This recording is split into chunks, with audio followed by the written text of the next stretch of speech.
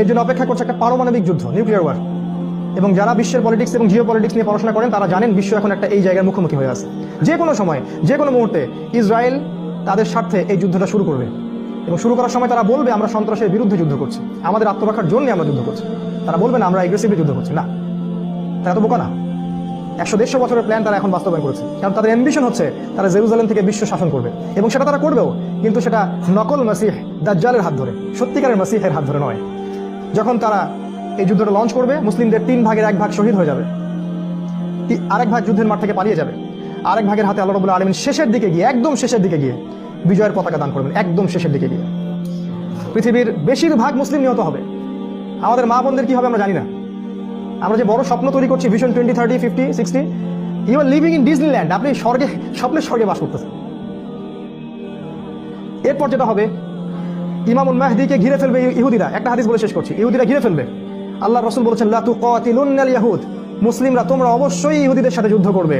হাত্তা, এমনকি ইহুদিরা যদি গাছের পিছনে লুকায়, পাথরের পিছনে লুকায়, পাথর কথা বলবে, ইয়া মুসলিম ইন্না ওয়ারাল ইয়াহুদ তাআলা ফাকতুলু, আমার পিছনে ইহুদি আছে, আসো, ওকে হত্যা করে দাও।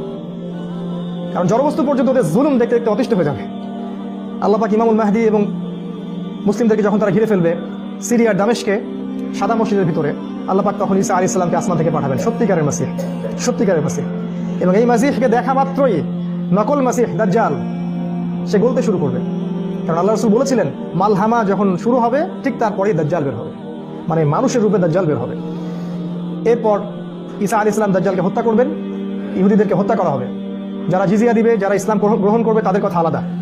ঈসা আলাইহিস সালামের প্রতি অনেক ঈমান নিয়ে আসবে, তারাও ইসলামের সাথে একটা ভালো সম্পর্কের মধ্যে থাকবে। ঈসা আলাইহিস সালাম 40 বছর পর্যন্ত পৃথিবীতে জীবিত থাকবেন।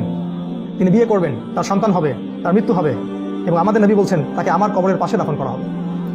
এরপরে মানুষ আবার খারাপ হওয়া শুরু করবে, এবং এমন খারাপ হবে মানুষ যে মসজিদের সামনে অথবা বাড়ির সামনে, রাস্তায়, বাজারে মানুষ জেনা করবে গাধার মতো পাবলিকলি।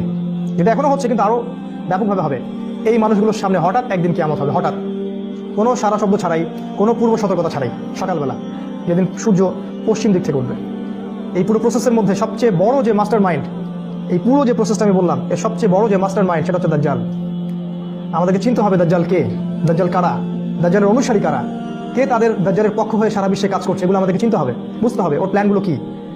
কেন উম্মাহ বিভক্ত হয়ে গেল, কেন এডুকেশন সিস্টেমটা করাপ্টেড হয়ে গেল, কেন ব্যাংকিং সিস্টেম আসলো, কেন সুদ আসলো, প্রত্যেকটা বিষয়ের পিছনে একটা কারণ আছে, সেই কারণটা দাজ্জাল। আর এটা আপনি তখনই বুঝতে পারবেন যখন আপনি বাহ্যিক চোখের সাথে সাথে হৃদয়ের চোখ দিয়ে দেখবেন। আর এটা তখনই দেখতে পারবেন যখন আপনি সূরা কাহফ পড়বেন। সূরা কাহফ আপনাকে এমন কিছু দিবে যেটাতে আপনার ভিতরের চোখ খুলে যাবে। আপনি